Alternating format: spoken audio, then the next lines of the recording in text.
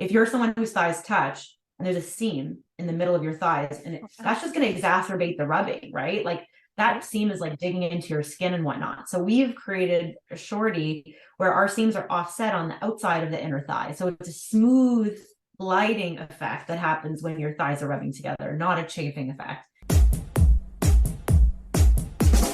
Look into his eyes. They're the eyes of a man obsessed by success. Eyes that mock our sacred institutions. Bedroom eyes, they call them in a bygone day. Sex desire is the most powerful of human desires. When driven by this desire, men develop keenness of imagination, courage, willpower, persistence, and creative ability unknown to them at other times. So strong and impelling is this desire for sexual contact that men freely run the risk of life and reputation to indulge in. When harnessed and redirected along other lines, this motivating force maintains all of its attributes of keenness of imagination, courage, etc., which may be used as powerful creative forces in literature, art, or in any other profession or calling, including, of course, the accumulation of riches. Napoleon Hill.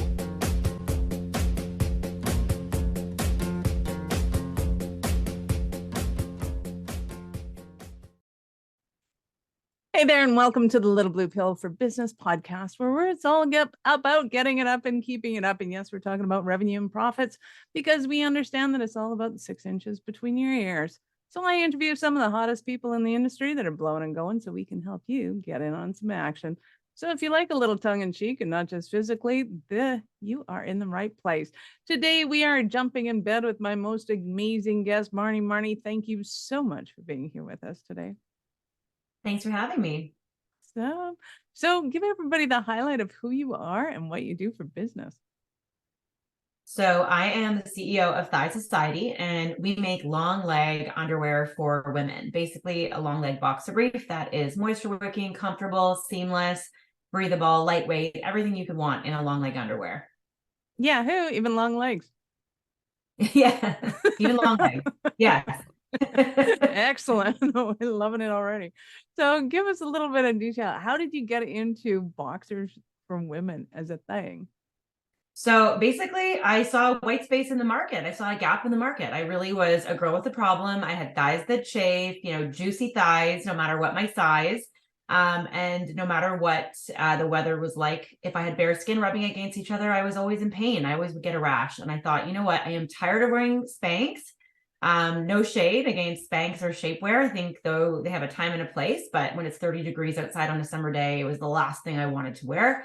And I resented having to wear men's long underwear because they always had a thick band at the top and extra packaging around the junk area that I didn't want. And I just thought really there has to be a solution designed for women. And I'm going to do it. Nice. I love it.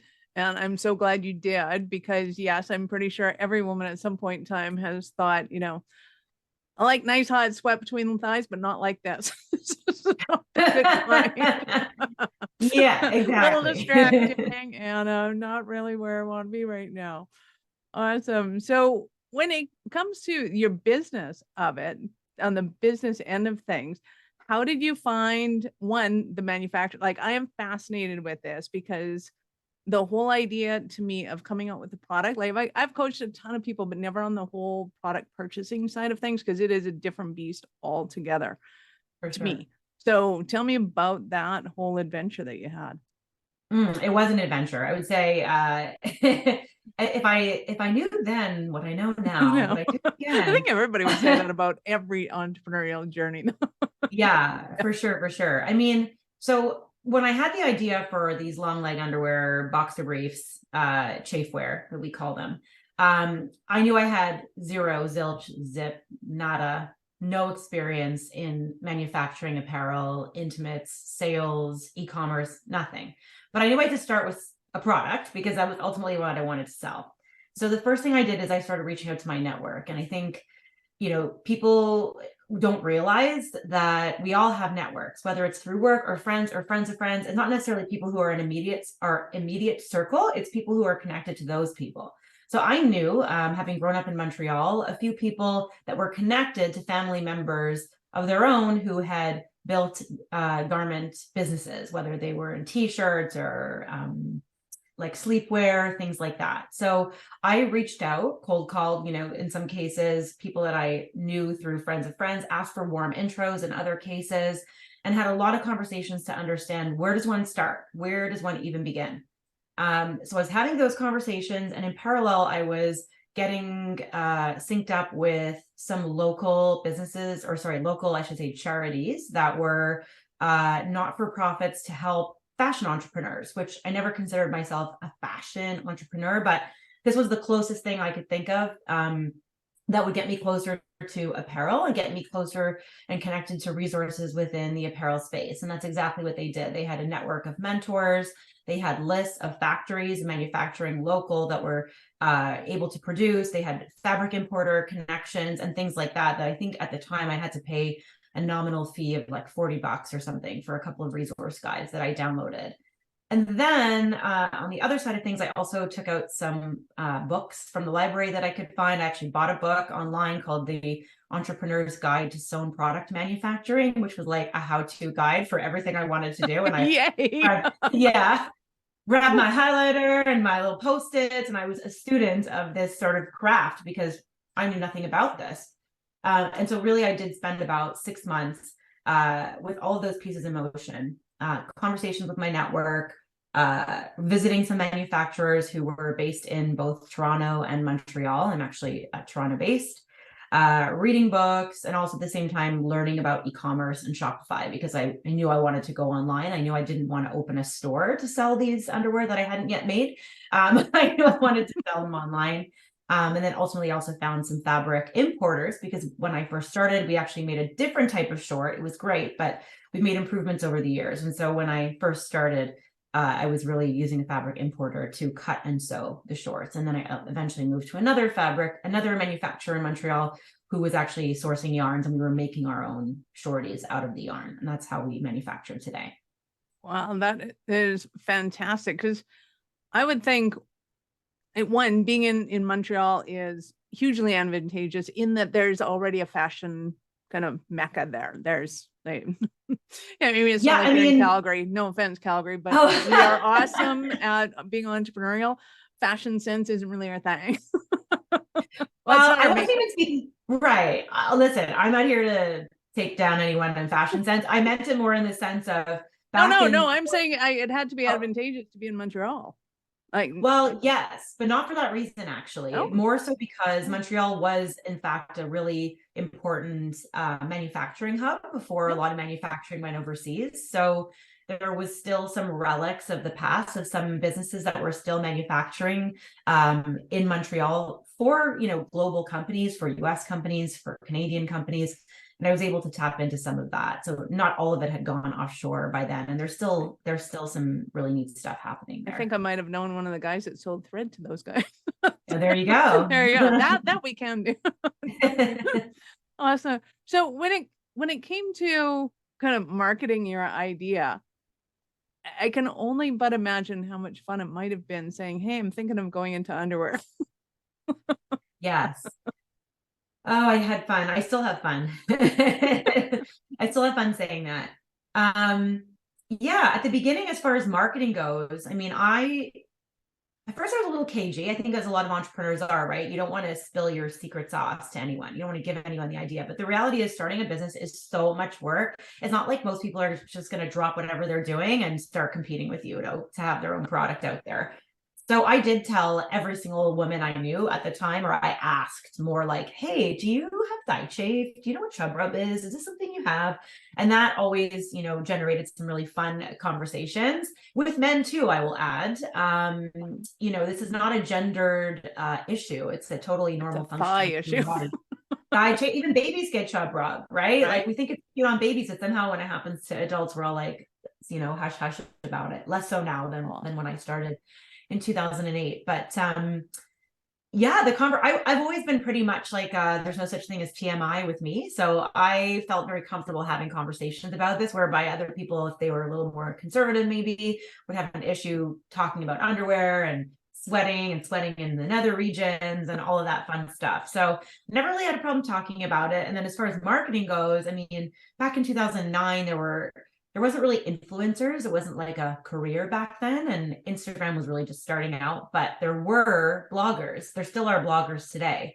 But bloggers were my real primary targets, if you will, at the beginning, because I knew, and I was following some bloggers online, and I continued to grow my list in Excel and always look for people that were talking about fashion in a very accessible way, speaking to some of those TMI sort of things that I was talking about. Also a lot of body positive bloggers who at the time that hashtag was just starting to trend, or that concept or theme was just starting to trend. And that was really important to me because I wanted to build this brand to be size inclusive and inclusive of all bodies. I didn't want there to be any shame attached or stigma attached to chafing. Like I said, it's a totally normal problem. And so I was aligning myself with these bloggers, and that was my early marketing strategy. Send them free stuff and hope they're going to share it with their followers. And they did. And that was really a large part of my early days of marketing this product. Nice. I love it. Well, and we often tease in podcasts that there's a topic for everybody. So is there a crotch talk podcasting out there? Well, as far as I know, there isn't. I don't see it in my future. I'll certainly talk about thigh sweat, but crotch talk, I mean, that's catchy. You should trademark that. That's like, I feel like someone needs to grab that domain. Crotchtalk.com. There you go. That's hilarious. Well, and I know that it is quite funny to me that in certain communities, I guess, in the health food, in the vegan community, all the TMI kind of comes up really a lot more rapidly than it used to come up. Let's just put it that way. So when let's just go there, because you are making women's underwear. Was there a lot of, because I know that women have a huge issue with nylons and Spanx in particular, and breathability, however you want to put this, and we can take it wherever you like to go. So I can go wrong. So for most people.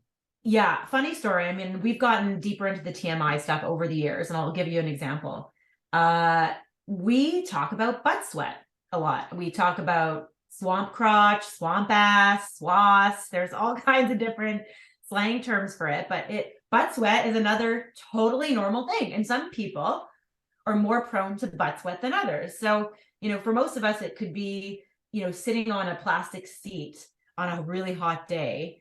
And you could be wearing some fabric over top that's not breathable. You might leave a little wet spot on the seat, or peeling your butt or thighs off of a leather car seat if you're wearing like a short dress and no underwear underneath. And so this is a real thing. I mean, some people will say they're more prone to butt sweat than others. They sweat in their sleep, for many different reasons. We're all about helping people manage and deal with that problem. We can't necessarily stop your butt from sweating and stopping your body from doing what it wants to do, but we can certainly help give you a comfortable environment in which that can happen by providing you with, right? Let you be you, let your body do its thing. We don't, that it's going to do what it's going to do. Our undergarments are going to keep you dry and protected on the outside. It's going to wick moisture away. It's going to keep you comfortable. It's not going to lead to any embarrassing moments. It's not going to lead to any painful moments, unsticking yourself off of, chairs and plastic. But it's been really funny to hear that come up as one of the other main reasons that customers love our shorties, even if they're not wearing it for thigh chafe. It's like, well, sweating all around, and specifically butt sweat. Well, and which brings me to the gym, because I know guys don't particularly seem to care, which I find very impressive. Women tend to care a whole lot when they have crotch sweat while they're working out. It's like, it's bound to happen, people. That's where we sweat. We sweat in our armpits and we sweat in our crotch. Got to happen. We're human. Exactly.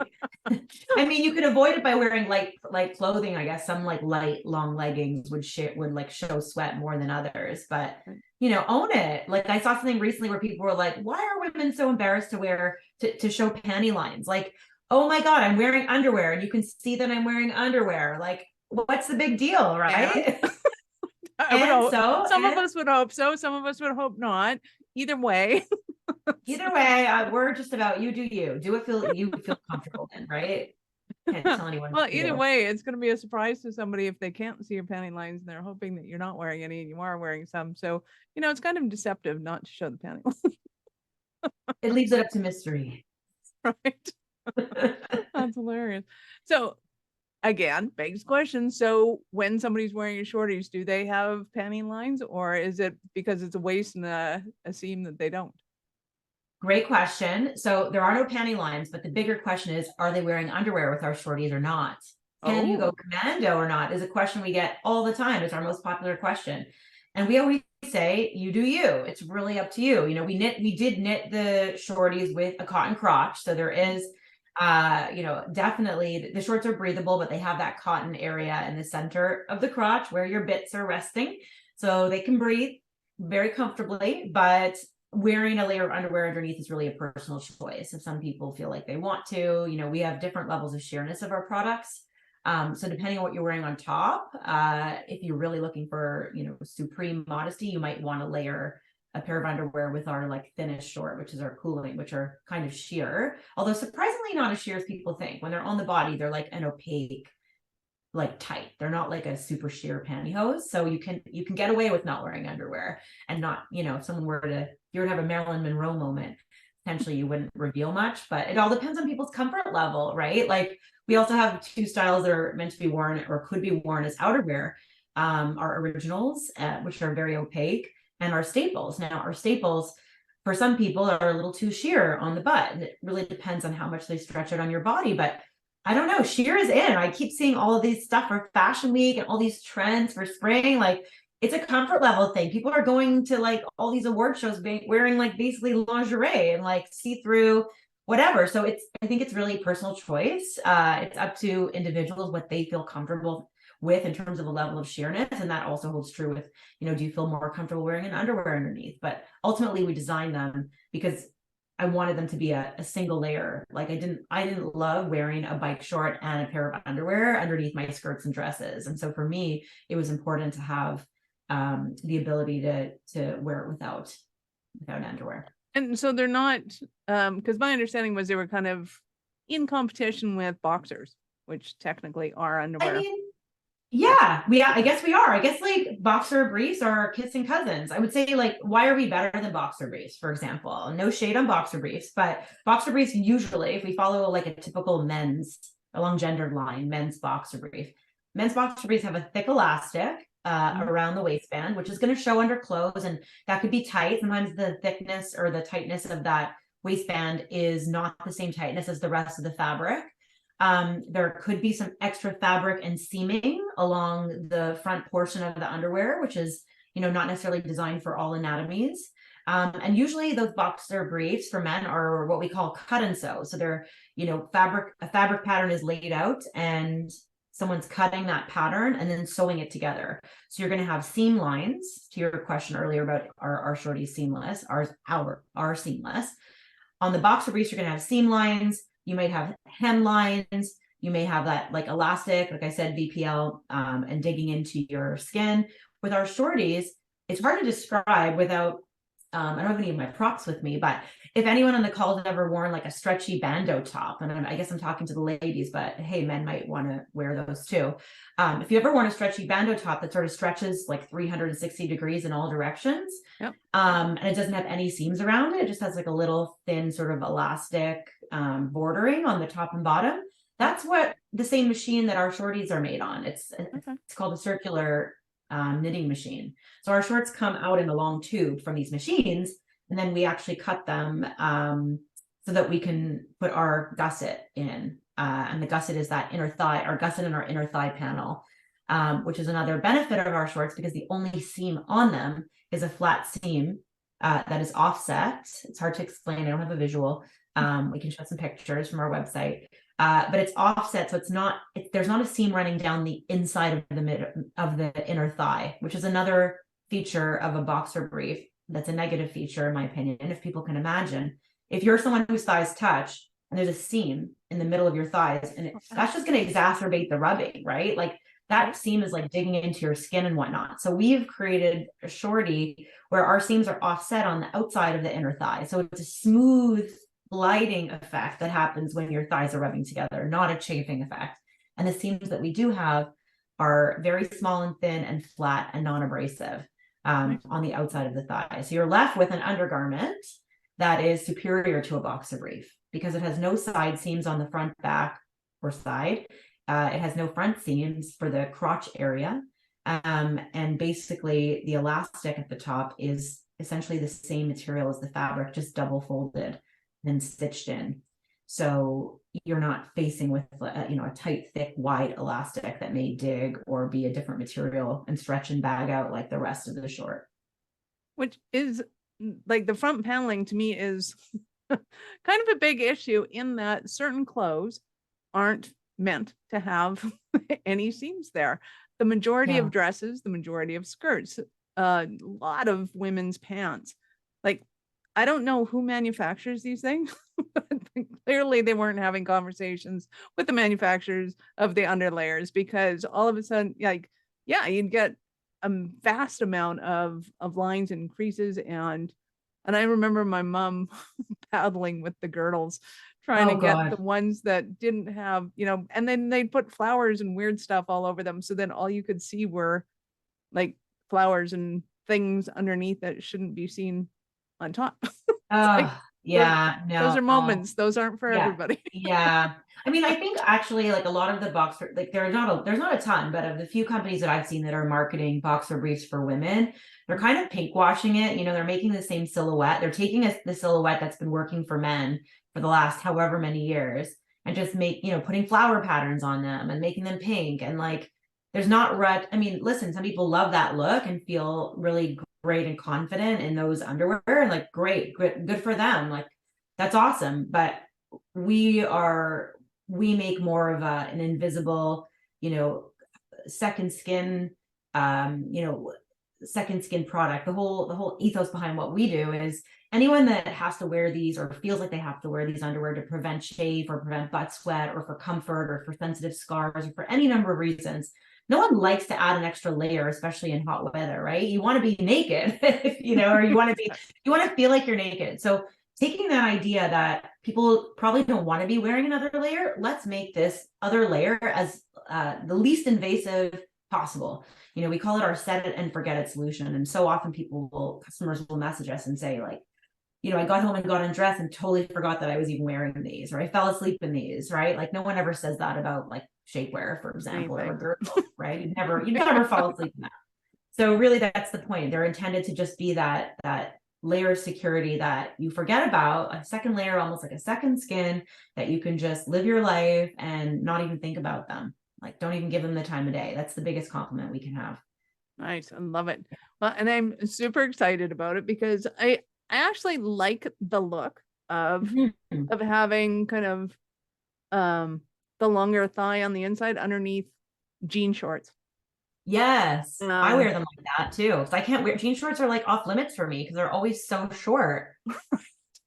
And like my thighs just rub, they love each other too much and they rub, and they're like, the minute there's like any bit of heat, or even in the winter, I don't even like my bare legs touching, in cold weather. So I do layer them with Thigh Society underneath. And I mean, I'm all about the 80s vibes anyway. There's a bit of an 80s vibe with that.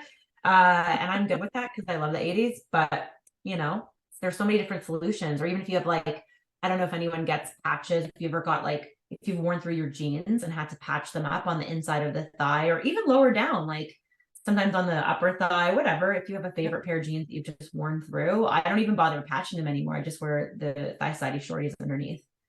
I love that. Well, and I would think guys too, or anybody that has hairy legs, I assume it's guys, but could be anybody with hairy legs, For sure. is super annoying, because then you just start to get irritation.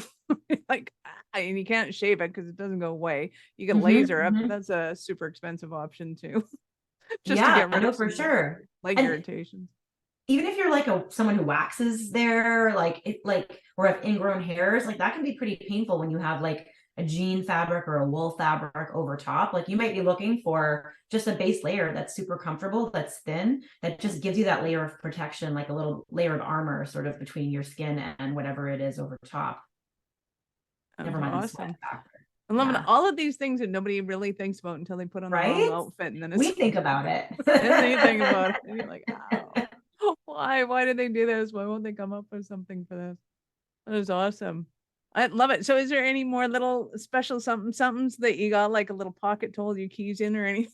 Holding out Well, on us that you I got can't reveal, Michelle, but at the moment we don't. But let's just say there's something really exciting coming in the spring for sure, based on some awesome customer feedback that we've gotten. We had to put it through rigorous testing to make sure that it would work, and we have something we're pretty excited about coming up soon. Nice. I Yeah. love it. Yeah. So I know people are going to want to get their hands on some. So let's tell them where they get to go and do that. So if they're in Canada, they can go to our website, thighsociety.ca. That's THIGH, like your thighs, society, like a play on high society, .ca. And if they're anywhere else, they can go to the same site with a .com at the end, thighsociety.com. You can check us out on all of our socials. We're at Thigh Society on Instagram, Facebook, TikTok, Twitter, everywhere. Easy to find. I love it. Love it. So when it comes to kind of the business of this, what have you found to be the most challenging, and what have you found to be the most fun? Interesting question. The most challenging, I think, has been staying the course to be the best at slip shorts and be the best at long leg boxer brief underwear. That has been, I've been asked over the years, are you going to do tank tops? Are you going to do t-shirts? Are you going to do leggings?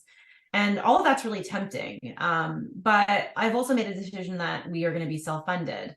And so when you're bootstrapping a business, you've got to be really deliberate about where you're spending. And if you're going to be a size inclusive business, which we are, we do 7 sizes from extra small to 6X. When you think about new product launches, you have to think about the fact that you're going to offer that in 7 sizes because you don't want to exclude any of your customers.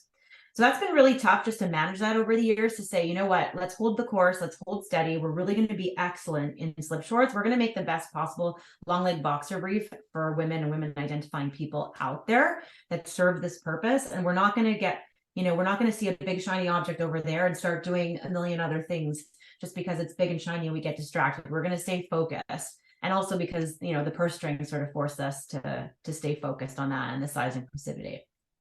The most fun part obviously is talking about butt sweat and thigh chafe all the time. I mean, clearly.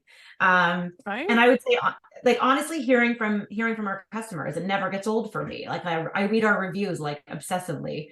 We have an amazing customer service team who responds to, all of our DMs and our inbox, but personally, I just think it's so cool when there's like thousands of people that I don't know, like buying this product and validating this idea for a business that I had back in 2008, where, I had been told by a few people, mainly men, who were just very perplexed at what I was trying to build and do. And they just didn't get it. And some women too, who were like, I don't understand, like women have shapewear. What do they need this for? Yeah, for real. Like some very smart women who I really respected were telling me like, I'm not really sure this has, legs, pun intended. Can't resist a good pun. And so, but holding true to my vision of saying, what, I don't think this is as niche as everybody thinks it is. Why is it that men have traditionally had so many different kinds and materials and leg lengths of a boxer brief, but women who are looking for long leg underwear are either, told to put on shapewear, which is like sausage casing, can't pee in them, can't do anything horrible, hot, right? Or like these, they're called like boy shorts, which is, we don't even get our own name. Like we don't even get girl shorts. They're called boy shorts, which literally don't have enough fabric to even barely cover the crotch most of the time, or even the top of the thighs. So, I didn't think that was right. So I thought, I cannot be the only one. And I did do market research to validate. It wasn't just a hunch, but my small market research was enough to prove to me. And through these very candid conversations where I wasn't afraid to go places with people saying, let's be real here. Like, let's get rid of any body shame associated with this. Do you or do you not experience thigh rash. And listen, not everybody gets chub rub, as I love to call it, or thigh chafe. Unfortunately, it's gotten a stigma that it has to do with being plus size or being overweight or having weight to lose.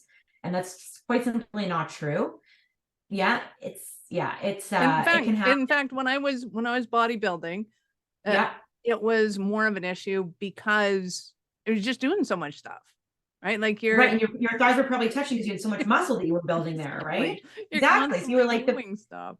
Yeah. So it's just, I always resented the fact that people had so much shame around this issue. Like, we don't think, like, do you feel shame when you put on deodorant in the morning under your arms? No, because you're like, this is a normal function of my body and I'm putting deodorant on.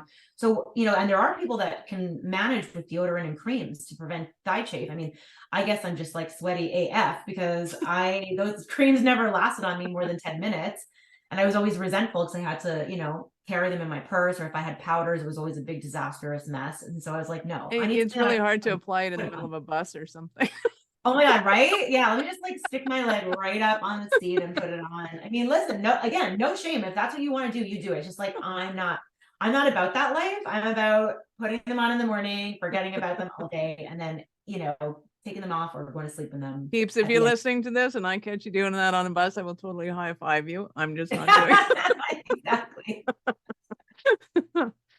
I think my peeps know me well. There's a lot of things I will do and a lot of things I'll go, hey, I think this is a good idea for you to go do. Yeah. I mean, listen, I know I'm sure there are people that do it and that's amazing. And I think I would applaud somebody who did that. I really would.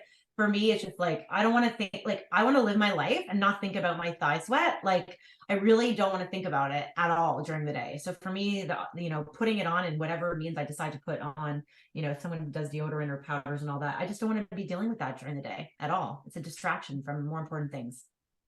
I love it. So other than you have cotton and stretchy and opaque and translucent, and like I said, is there any kind of the fun stuff? Because you got all sorts of stuff going, and the more I go into the website, the more I see. So you're holding out on me. I know you are. Okay, sure. I mean, like, our flagship product is called the Cooling, and it is made with a premium blend. All of our fabrics are made with premium yarns, but Cooling in particular is made with a premium yarn that actually is scientifically proven to lower body temperature by up to 1 degree. And I'm not going to nerd out on all the cross stitching of the yarn. So does that mean you get to lose weight while you're wearing them too? I mean, it was me. I weight brought loss. We think everyone is perfect as they are. If weight loss is your goal, that's great, but that's not something we ever feel like anyone needs to do. But it will keep the moisture off of your skin. So, when people hear of cotton, and our cotton shorts are actually a blend of cotton and nylon, and are, treated to remove the moisture from the skin, because cotton typically will absorb moisture. So pure cotton, against your skin, if you think about any like t-shirt or cloth you would wet, it's going to hold on to that moisture. So in a leg, inner thigh situation, that's the last thing you want. You don't want that moisture sitting on your skin, because that's how the rash of chub rub starts. So all of our fabrics and our yarn blends are designed with nylons to lift and evaporate the moisture off of the skin quickly, thereby preventing the rash that causes thigh chafe. And so, that's a little bit about our fabrics. Cotton, we have our staple and our original are both made in nylon spandex. And I think also over time, nylon's gotten a bad rap because some of us, especially, have bad memories of like pantyhose, and why do we use nylons and pantyhose interchangeably? It's not the same thing. Nylon is a yarn. There's been so much innovation in the last 20 years around yarns and spandexes and stretch and manufacturing, that these are not granny panties. These are not like the nylons of our grandmothers' days. There's so many performance fabrics out there that are really and there's a lot of innovation happening to make humans more comfortable in the form of intimates or other apparel. Even look at workout clothes. You see how like moisture wicking has become part of the lexicon, right? If you had said moisture wicking in the 1980s, people would not have a clue what you were saying, right? So there's so much innovation happening, and we continue to stay on top of that with our manufacturing partners to see how we can continuously improve our products, because ultimately that's what we're looking to do, is offer the best possible sweat wicking, comfortable, seamless, breathable, lightweight undergarments to solve this problem of sweat and rashes. and comfort. Nice. I love it. Love it, love it. I love everything about this conversation, and they even come in cute little pastel pinks and blues right now. So Yes. and I'm sure that will change as time goes on, but Yeah. we'll check them out. So that's fun too. Yeah, we just launched. I forgot to mention all that as part of as part of our, I guess, our value prop, why we're really proud of what we do, is not everybody chafes in the same spot. So we offer different leg lengths for our customers to choose from. We have a 5-inch, and we have a 7-inch, a 9-inch, and a 12-inch right now in the cooling, which we may, based on customer feedback, maybe we'll end up offering that in our other fabrics too, because we know that people have, different parts of their thighs that chafe. Some people may chafe at the top, some people may chafe closer to the knees. Also, from a modesty perspective, people have different comfort levels and in terms of what they want for coverage on their thighs. And we have, our basic colors in a skin tone and a beige, depending on your skin tone, and a black. And then we've got seasonal colors for a little bit of fun, because we don't think there's any shame if, you have one of those Marilyn Monroe moments over a subway grate or something where your dress might fly up, or you're not, you shouldn't be ashamed to show what's Or underneath. you're carrying a blow dryer and it just happens to go underneath. Exactly. I mean, for those moments when you're carrying a blow dryer, for sure. Awesome. And I was going to say too, because I noticed that, and I guess I particularly noticed when I was bodybuilding, was my knees. I don't know if my knee joint is bigger, if I have more muscle mass around there, but I noticed that the people in my classes, my competitions, had different shaped knees, which sounds like a very bizarre thing to say, but it just noticed that, hey, my knees don't look like that. Yeah. How do you get do that? I don't know. They just did that. But mine tend to have, so my thigh goes down kind of halfway down my thigh, and then my knee is bigger than the part above and below my shin and my thigh bone. There you go. And that's so that was an issue. Now that right, probably to find pants and leggings, right? Because I go and find like workout pants, shorts that would stop at the top of the shin, so that when I was doing certain things, that my knees, when they knock together, wouldn't be rubbing. Because if I'm like riding a bicycle or on a thing or something where it's just kind of awkward not to do it that way, just becomes a thing. Yeah. And I bet you're not the only one, right? I bet you've thought your whole life, like, oh my gosh, I'm the only one with it. And actually, no, you're not. Oh, no. Exactly. Yes. I love it. You have been absolutely fabulous, but I get to ask you now, at what point in life did you know you're special kind of crazy enough to think that you could become an entrepreneur? Did I really know? I don't think I ever knew. I don't know if I know now. I'm doing it. You have to fake it till you make it. Right. I think you just have to go for it sometimes. I'm all about like, will I regret not doing this or regret doing this? What is, let's hold those two and see which one feels better. And in my case, we've talked a little bit before in other instances where I think in my case, I was turning 40 and I had already been working on this business as a bit of a side hustle hobby for 7 years. And I thought, okay, this thing really does probably have legs, unintended. What's the cost of not pursuing this, and the cost would be of regret. And I was worried that, I'm a little bit of a worrier. Yes. I didn't want to have the fear. I didn't want to let the fear of not doing it hold me back. And so I decided to go for it. And then it was always these little incremental wins, thankfully, in my case, and some setbacks and challenges for sure, but the incremental wins that kept pushing me forward a little bit and a little bit until it's like, I'm doing it. Okay, I'm doing it. And here we are. I love it. I love it. I love it. You have been absolutely awesome. Any last words for our peeps? Well, I would be a very bad CEO if I didn't push my product and do a hard sell. I think, our Thigh Society shorts, we have something for everyone. You do not even know that you're missing this in your wardrobe, in your underwear drawer, until you have a pair, and then you just find all kinds of ways to use it. So even if you're someone listening who's like, I don't really know what thigh chafe is, I bet you we have a use case that we can solve something for you with our shorties. And they make an amazing gift for, you know, anyone in your life who you want to give the gift of comfort to, even pregnancy and postpartum. So there's really, you know, we like to say that our shorties will follow someone through life. Teenagers can wear our shorts all the way through, you know, till, you know, post menopause. So, you know, definitely check us out, give us a like on social, engage with us, chat with us, you know, tell us what you think. And we'd love to hear from you. I love it. Go and check out the website because they got some seriously cute stuff on there. Marnie, thank you so much for your time. I know how valuable it is and I appreciate it. Thanks for having me. This was fun. Awesome. Peeps, this is Michelle Nedelec, your mistress in business. Thank you for being here today. Be sure to subscribe to the show and invite your friends. You know we love a threesome. Thank you for listening to the Little Blue Pill for Business podcast with your mistress in business, Michelle Nedelec. Why are you still here? Go to littlebluepillforbusiness.com and get your goodies.